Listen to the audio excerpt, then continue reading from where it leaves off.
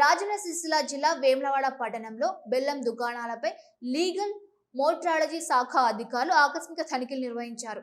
తూనిక పరికరాల్లో అవకతవకలు జరుగుతున్నాయనే ఫిర్యాదుల నేపథ్యంలో జిల్లా లీగల్ మోట్రాలజీ ఆఫీసర్ రూపేష్ కుమార్ ఆధ్వర్యంలో ఈ దాడులను చేపట్టారు. తనిఖీల్లో తూనికల్లో ఎలాంటి మోసాలు గుర్తించకపోయినా కొన్ని కాంటాలపై తప్పనిసరిగా ఉండాల్సిన ధృవీకరణ ముద్రలు లేకపోవడం వెలుగులోకి వచ్చింది. దీంతో నిబంధనలు ఉల్లంఘించిన దుకాణాలపై కేసులు నమోదు చేసి జరిమానాలు విధించారు.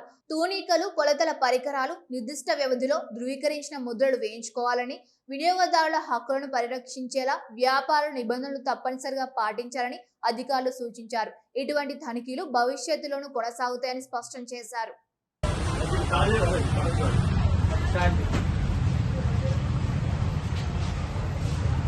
మన బాటే కనుకే మన బాట్ में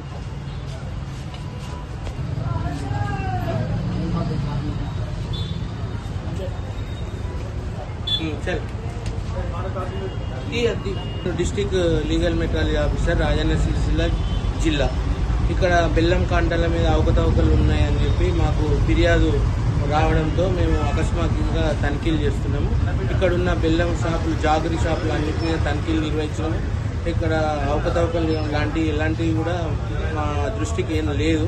కాంటాల మీద మేము మా ఒక 10 కిలో దీన్ని 1/10 వెయిట్ పెట్టి కూడా చెక్ చేసినాము.